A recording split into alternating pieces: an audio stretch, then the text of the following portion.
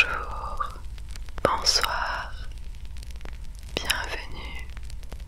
Ce soir, je t'invite à découvrir une petite fable écrite par Émile Zola, intitulée Le paradis des chats.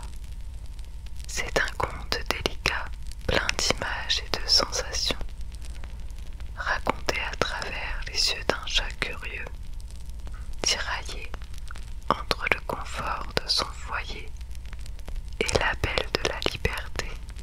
Installe-toi confortablement et c'est parti. Bonne écoute. Le paradis des chats. Une tante m'a légué un chat angora, qui est bien la bête la plus stupide que je connaisse.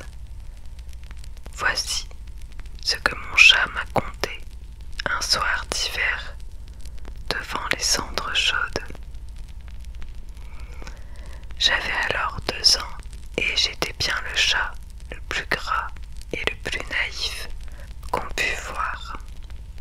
À cet âge tendre, je montrais encore toute la présomption d'un animal qui dédaigne les douceurs du foyer. Et pourtant, que de remerciements je devais à la Providence pour m'avoir placé chez votre tante. La brave femme m'adorait. J'avais au fond d'une armoire une véritable chambre à coucher, coussin de plumes en triple couverture. La nourriture fallait le coucher. Jamais de pain, jamais de soupe, rien que de la viande, de la bonne viande saignante. Eh bien, au milieu de ces douceurs, je n'avais qu'un désir, qu'un rêve, me glisser par la fenêtre entr'ouverte et me sauver sur les toits. Les caresses me semblaient fades, la mollesse de mon lit me donnait des nausées. J'étais gras à m'en écœurer moi-même et je m'ennuyais tout au long de mes journées à être heureux. Il faut vous dire qu'en allongeant le cou, j'avais vu de la fenêtre le toit d'en face.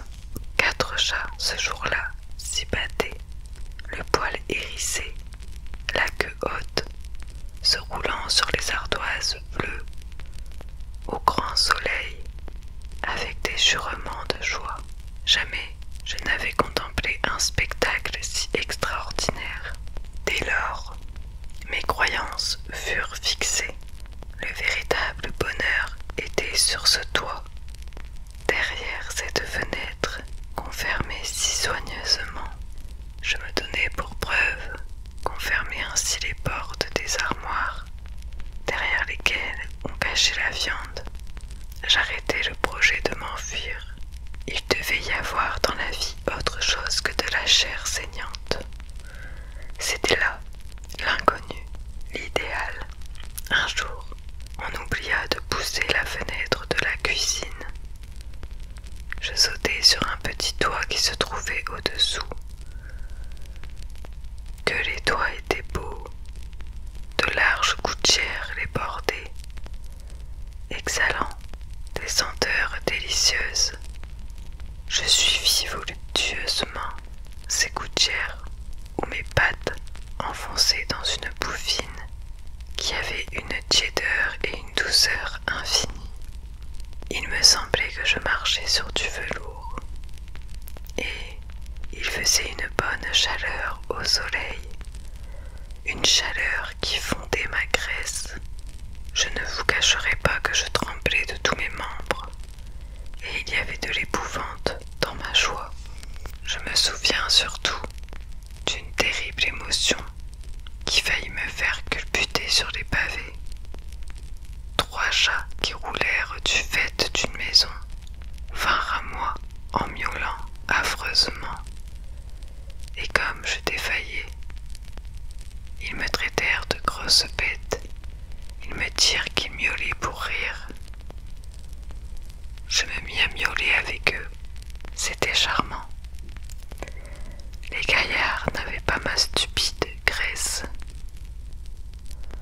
Il se moquait de moi lorsque je glissais comme une boule sur les plaques de zinc, chauffées par le grand soleil. Un vieux matou de la bande me prit particulièrement en amitié. Il m'offrit de faire mon éducation, ce que j'acceptai avec reconnaissance. Ah, que le mou de votre tante était loin. Je pus aux gouttières, et jamais les sucrés ne m'avaient semblé si doux. Tout me parut bon et beau. Une chatte passa, une ravissante chatte, dont la vue m'emplit d'une émotion inconnue. Mes rêves seuls m'avaient jusque-là montré ces créatures exquises dont l'échine a d'adorable souplesse. Nous nous précipitâmes à la rencontre de la nouvelle venue, mes 3 compagnons et moi. Je devançai les autres, j'allais faire mon compliment à la ravissante chatte, lorsqu'un de mes camarades me mordit cruellement le cou. Je poussai un cri de douleur. « Bah !» me dit le vieux matou en m'entraînant. « Vous en verrez bien d'autres. » Au bout d'une heure de promenade, je me sentis un appétit féroce. « Qu'est-ce qu'on mange sur les toits ?» demandai-je à mon ami Matou. « Ce qu'on trouve, » me répondit-il doctement. Cette réponse m'embarrassa, car j'avais beau chercher, je ne trouvais rien. J'aperçus enfin, dans une mansarde, une jeune ouvrière qui préparait son déjeuner.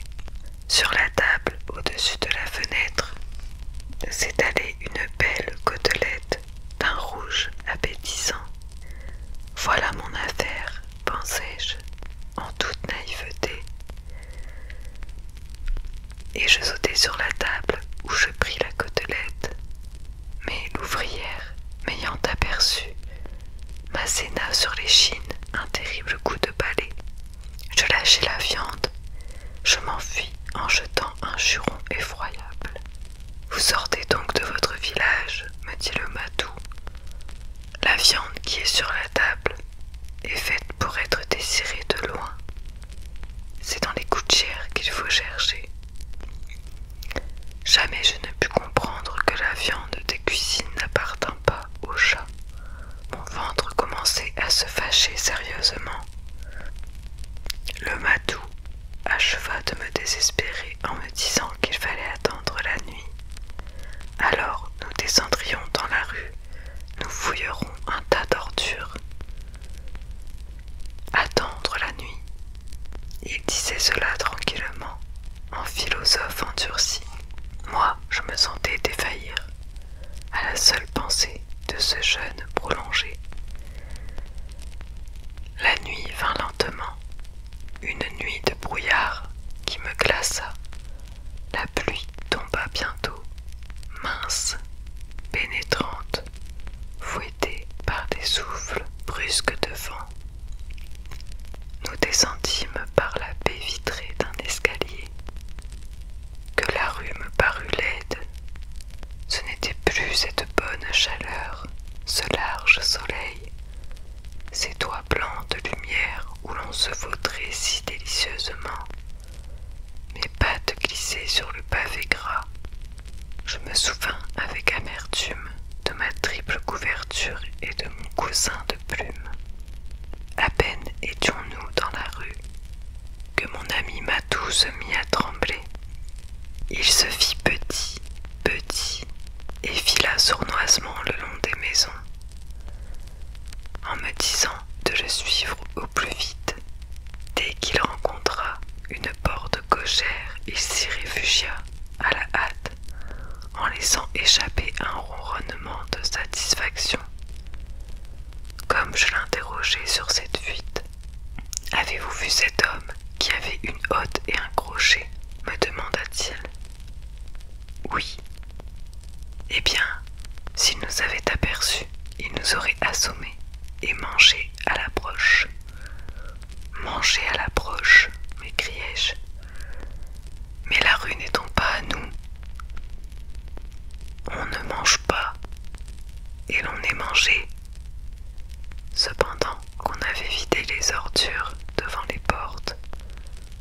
fouillé l'état avec désespoir. Je rencontrai 2 ou 3 os maigres qui avaient traîné dans les cendres. C'est alors que je compris combien le mou frais est succulent. Mon ami le matou grattait les ordures en artiste. Il me fit courir jusqu'au matin, visitant chaque pavé, ne se pressant point.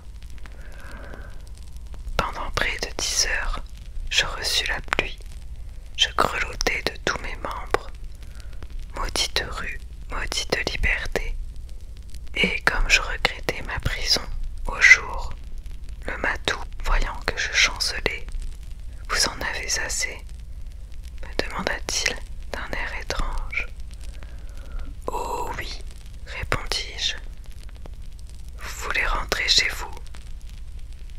Certes, mais comment retrouver ma maison ?